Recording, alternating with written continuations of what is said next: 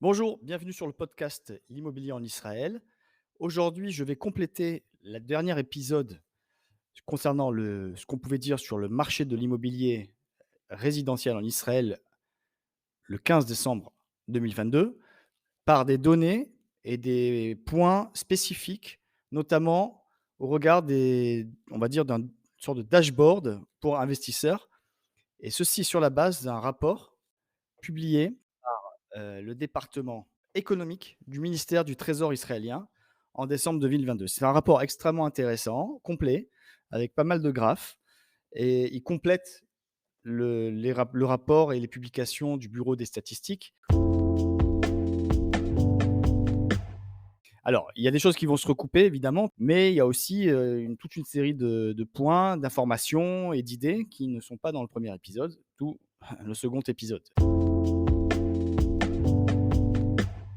En tout, c'est 5 100 logements qui ont été vendus en octobre 2022, et cela correspond à 65% de moins qu'en octobre 2021 et 36% de moins que le mois précédent. Comme nous l'avons dit dans le précédent épisode, ça fait déjà on va dire, une période de plus de 12 mois sur laquelle le nombre de ventes baisse régulièrement tous les mois.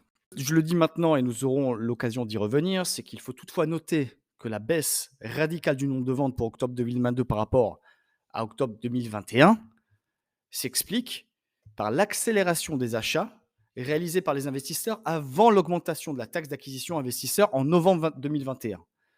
En effet, en octobre 2021, nous avons assisté à un record du nombre d'acquisitions. Les personnes intéressées à acheter un bien en investisseur, c'est-à-dire en deuxième appartement, au troisième, quatrième, ainsi de suite, se sont ruées sur le marché et ont acheté avant l'entrée en vigueur de l'augmentation de la taxe. Ce qui fait qu'on a vu un mois octobre 2021 qui a dépassé tous les records en termes du nombre de ventes.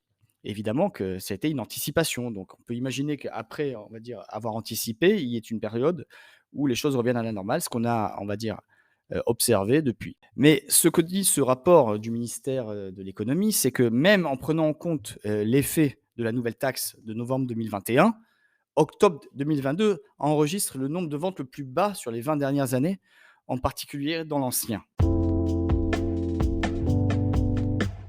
Faisons maintenant un point concernant les investisseurs. Combien d'appartements ont acheté les investisseurs en octobre 2022? Les acquisitions réalisées par les investisseurs en octobre 2022 s'élèvent à 929 logements, soit une baisse de 80% comparée à octobre 2021 et une baisse de 32% comparée au mois précédent. Depuis l'augmentation de la taxe d'acquisition pour les investisseurs en novembre 2021, comme je le disais tout à l'heure, le nombre d'acquisitions réalisées par les investisseurs sur le marché est en baisse continue, et ce, également sûrement en raison de l'augmentation des taux d'emprunt. La part des investisseurs dans le total des transactions en octobre 2022 est de 18% seulement, soit 15% de moins par rapport à octobre 2021. Conclusion, il semble que sur le marché, si on prend le nombre de transactions réalisées, beaucoup moins de transactions sont réalisées par des investisseurs. Parlons maintenant des ventes des investisseurs. Combien d'appartements ont été vendus en octobre 2022 par des investisseurs, c'est-à-dire des personnes détenant un appartement comme deuxième ou troisième bien immobilier? Alors, concernant les ventes de logements réalisées par des investisseurs en octobre 2022, elles s'élèvent à seulement 1100 logements, soit une baisse de 63% par rapport à octobre 2021. Le stock de logements détenus par des investisseurs a poursuivi sa baisse en octobre 2022. La part des investisseurs dans le parc immobilier, comme je disais, est donc en baisse depuis décembre 2021. Concernant les appartements neufs et les investisseurs, voici un point intéressant à suivre. Le rapport du ministère de l'économie fait ressortir la tendance concernant les ventes d'appartements sur plan par les promoteurs. En moyenne, les transactions portent sur des appartements à livraison supérieure à 2 ans. C'est pour cette raison que certains commentateurs considèrent ces transactions plus comme des sortes d'options que de véritables acquisitions. Le nombre d'appartements vendus avec une date de livraison supérieure à 2 ans est en augmentation continue depuis 1 an. En octobre 2022, c'est 70% des appartements sur plan qui ont été vendus avec une livraison prévue à plus de 2 ans. Ça peut être 2 ans, ça peut être 3 ans, 4 ans, 5 ans. Comparé à octobre 2021, cela constitue une augmentation de 14%. Alors, ces données pourraient d'ailleurs expliquer le nombre important de ventes par les promoteurs en 2021. On a vu de nombreux projets sortir en pre-sale, en vente à l'avance, avec des prix plus attractifs, en contrepartie d'une livraison à long terme. Il n'est cependant pas possible, au vu des données disponibles aujourd'hui, d'établir que c'est des nouvelles méthodes de vente en pre-sale, y compris avant permis, avec livraison à long terme, vont s'imposer petit à petit dans le marché. Ceci dit, les conditions de financement des promoteurs qui se sont durcies depuis la remontée des taux d'emprunt rendent encore plus difficile les montages financiers des projets et par conséquent, les promoteurs semblent aujourd'hui enclins à renoncer à une part du profit potentiel sur les appartements qu'ils comptent construire pour engranger aujourd'hui des fonds grâce à des ventes dites en pre-sale. De l'autre côté, dans un marché fortement haussier, en tout cas sur les derniers mois, avec, comme on l'a vu sur les 12 derniers mois, plus de 20% d'augmentation, les acquéreurs aussi sont intéressés de fixer un prix aujourd'hui pour une livraison ultérieure avec une plus-value potentielle à la clé. D'autant plus que les échéanciers proposés sont souvent ce qu'on appelle du 20-80, voire un autre épisode sur lequel j'expliquais l'acquisition d'un appartement neuf avec les échéanciers, 20% à la signature et 80% à la livraison. Donc les acquéreurs qui voient aujourd'hui un prix fixé ne payent que 20% et 80% à la livraison dans 2, 3, 4 ans. Et d'ici là, ils espèrent voir une plus-value réalisée et lever les fonds nécessaires ou amener les fonds propres nécessaires pour compléter la transaction. Ce qui fait qu'ils ont une mise de départ assez faible pour pouvoir valider un prix aujourd'hui. Et dans un marché haussier, c'est assez intéressant. Le seul bémol à cette méthode, là aussi, je l'ai traité dans un autre épisode, c'est ce qu'on appelle l'indice du coût de la construction.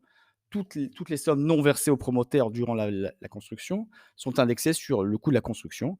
Et ce coût de la construction, cet indice-là a fait 5% sur l'année dernière. Mais aujourd'hui, depuis quelques mois, depuis 3-4 mois, il stagne à 0. Parlons maintenant des ventes des promoteurs. Combien les promoteurs ont-ils vendu d'appartements? Les ventes réalisées par des promoteurs en octobre 2022 s'élèvent à 1 900 logements seulement, soit une baisse de 66% comparée à octobre 2021 et une baisse de 35% comparée au mois précédent. Il s'agit du niveau le plus bas depuis avril 2020, en pleine épidémie de corona. Autre donnée intéressante figurant dans le rapport, c'est le niveau de salaire des acquéreurs dans le centre d'Israël. Le niveau de salaire des acquéreurs, qu'ils soient investisseurs ou qu'ils soient des particuliers qui achètent pour améliorer leur habitat, c'est-à-dire qu'ils passent dans 3 ou 4 pièces ou 4 ou 5 pièces, ou d'un duplex à une maison individuelle, dans le centre d'Israël, a augmenté en octobre 2022. C'est-à-dire qu'on a une catégorie socio-économique plus élevée dans les acquéreurs figurant pour le centre d'Israël en octobre 2022. Et à cela s'ajoute également une augmentation de la part représentée par de l'emprunt, le crédit. Donc plus d'endettement. La part des acquéreurs actifs dans le secteur du high-tech a augmenté également.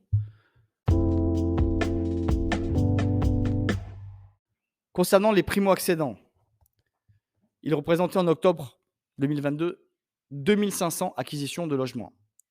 Et ceci en comprenant aussi les appartements vendus sous le programme appartements avec réduction de l'État, ce qu'on appelle Mehir Lemishtaken, soit une baisse de 50% en octobre 2021 et une baisse de 37% comparée au mois précédent. Le rapport fait état également de projections pour novembre 2022.